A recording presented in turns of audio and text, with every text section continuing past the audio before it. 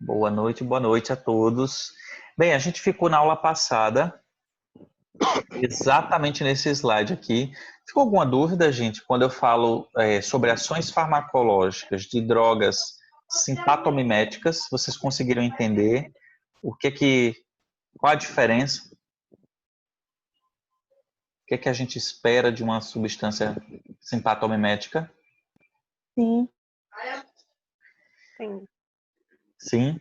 Eu Então, não, porque eu não tive ainda como assistir a aula gravada, mas eu vou dar uma olhadinha para ter. eu vou colocar hoje, tá, Emerson? Verdade, você chegou no finalzinho ontem. Hoje eu coloco todas, tá? Da aula anterior e dessa aula de ontem. De ontem e de hoje, né? São 4 aulas que eu vou subir para vocês. Quem que poderia dar um breve resumo do que seria uma ação simpatomimética? De uma forma simples mesmo, do jeito que entendeu. Simpático mimético. São medicamentos que imitam o sistema simpático do corpo, Isso, Etienne. né? Perfeito. E o que é o sistema simpático do corpo? O João também colocou aqui, bem parecido com o que você está dizendo. O que é que vocês acham que de ações farmacológicas, o que esperar?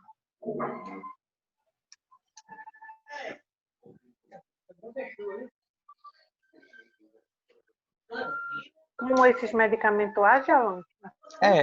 Não dos medicamentos, do sistema simpático. Naturalmente, o nosso sistema simpático ele já age, né? Sem a gente tomar medicamento nenhum, nosso corpo já tem o sistema Tem simpático. aquele taquicardia, sob a midríase. É isso? O aumento da força muscular, né? Isso, certo. E quando a gente fala de medicamentos, se eu pergunto a vocês, quais são os principais receptores farmacológicos que esses medicamentos atuam?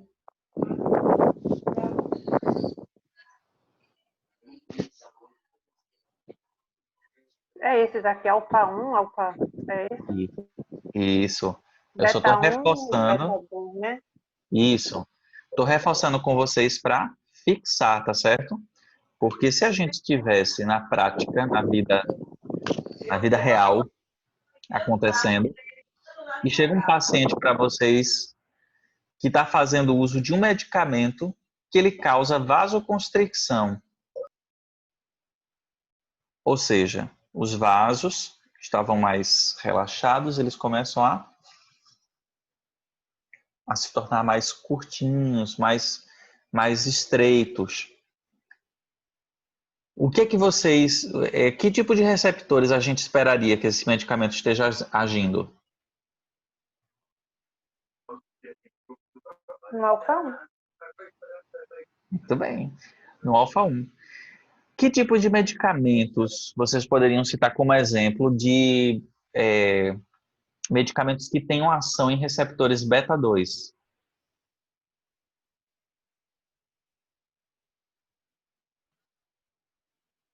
Eu vou esperar o povo falar. Os broncodilatadores. Beta 2 é aqueles que é nos pulmões, não é, professor? Isso.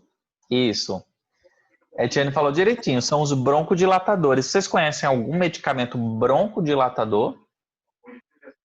É aquele que o senhor falou ontem que a gente... Ai, meu Deus, Broncodilatador.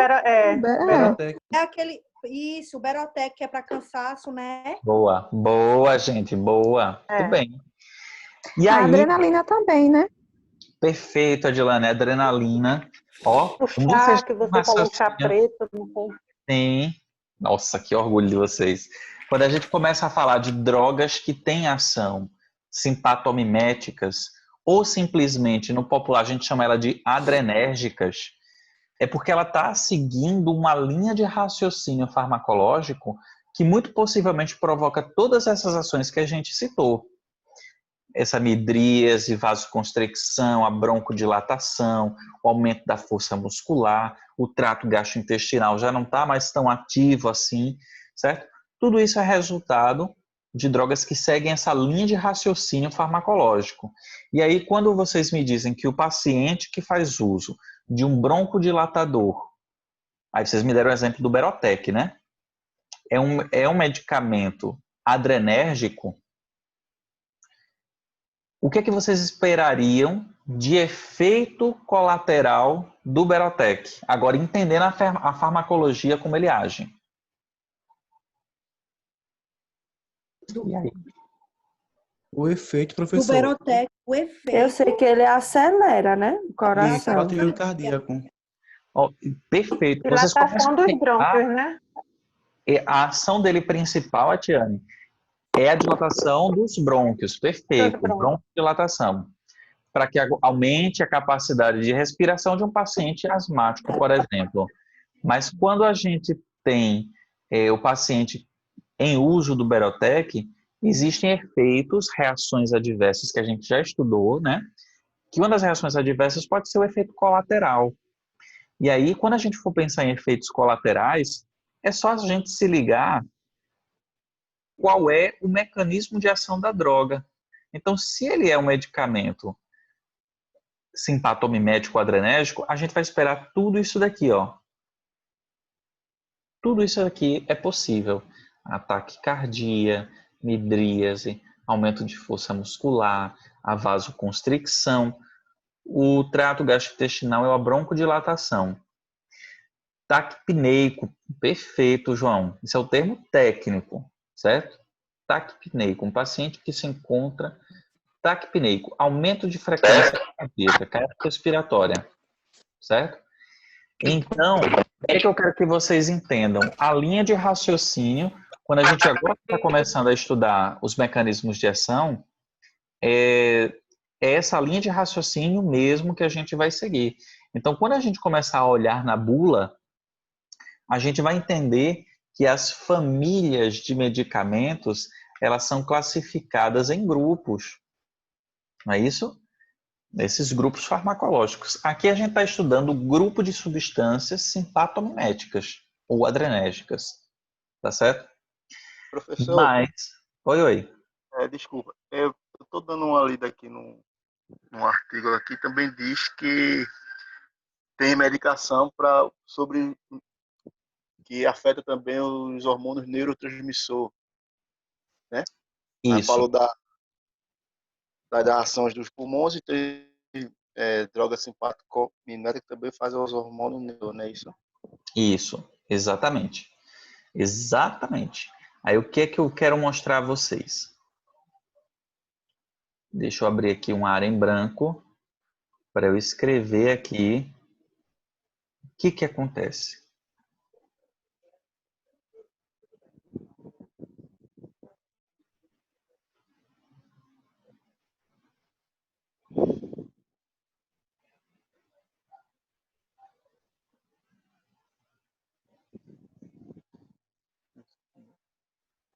Vocês estão conseguindo ver, não, né? Não. Eu esqueci de compartilhar, foi mal. E agora? Tá. Bem, o que eu quero mostrar aqui com vocês?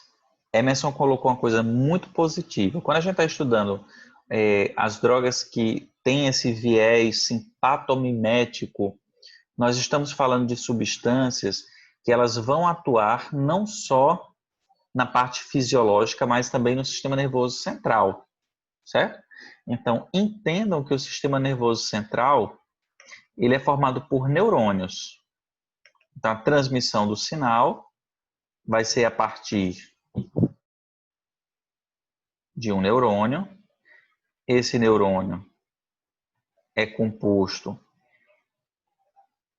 pela parte do corpo do neurônio, os seus dendritos e os seus axônios. Vocês viram tudo isso, não foi? Sim. Félix.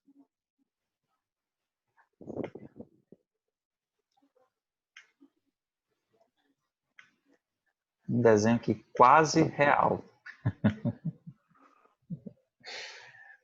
Entre um neurônio e o neurônio seguinte, nós temos uma fenda. Essa fenda que existe entre os dois neurônios, ela é chamada de fenda sináptica. Então, aqui essa região é o final de um neurônio.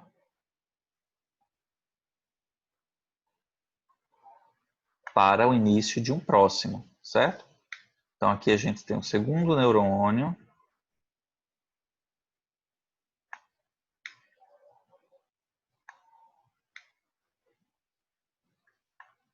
Aqui tem os seus axônios e dendritos.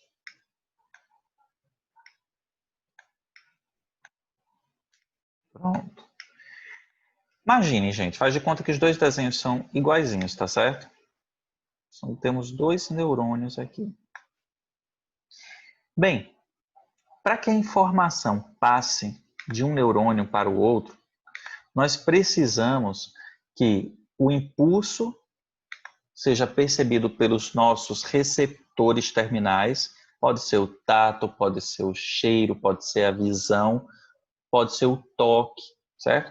Então, os receptores espalhados pelo nosso corpo, eles captam informações do ambiente, jogam para o cérebro processa tudo isso daqui, toma uma decisão e envia um efeito de volta. Esse efeito que ele envia para o nosso corpo pode ser tudo aquilo que a gente viu lá dos adrenérgicos, que é a midríase, a vasoconstricção, mas pode ser um movimento que é controlável ou um movimento não controlado, né, pelo sistema autônomo, como a respiração, que a gente vai respirando sozinho, o coração, que a gente não precisa pensar, vou bater o coração uma vez, duas vezes.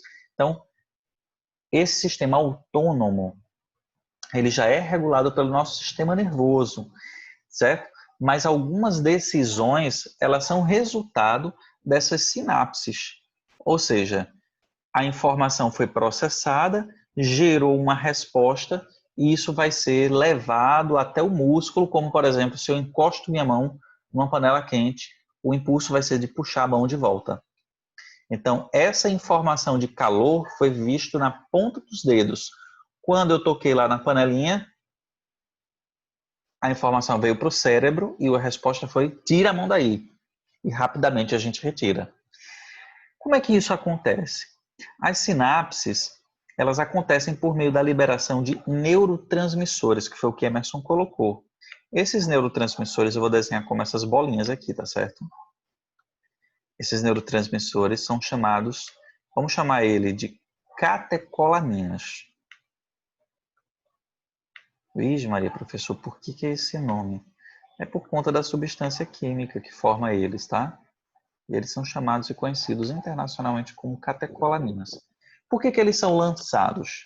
Porque a partir do momento que eu tenho um efeito, vocês estão acompanhando essa luzinha aqui do meu mouse, né? Sim. A informação vem viajando pelo neurônio, chega no corpo celular. Para passar de um neurônio por outro, ele vai utilizar como ponte essas substâncias, ó. E aí a informação é passada adiante.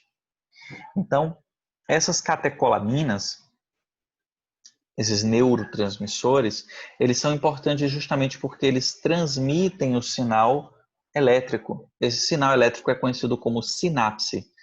Então, quando a gente tem pensamentos ágeis, pensamentos, né, que está o tempo todo produzindo criatividade, isso tudo é o resultado de várias sinapses acontecendo ao mesmo tempo.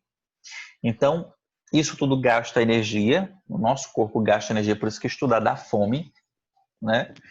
Porque isso é um gasto energético. Produzir esses neurotransmissores é um gasto energético. E as substâncias que nós ingerimos, elas podem estimular a produção desses neurotransmissores. Então, drogas que são simpatomiméticas ou adrenérgicas estimulam o aumento de neurotransmissores, ou da produção ou do tempo que esses neurotransmissores ficam aqui na fenda. Certo? Então, tudo isso daqui vai ser somado ao efeito do medicamento. E aí eu vou dar um exemplo mais tarde para vocês. A gente vai precisar fazer uma pausazinha agora, bem curtinha, só o tempo de deslogar e logar de novo, por conta do meu tempo aqui no aplicativo, tá? Mas aí, até agora, o que é que eu quero que vocês entendam?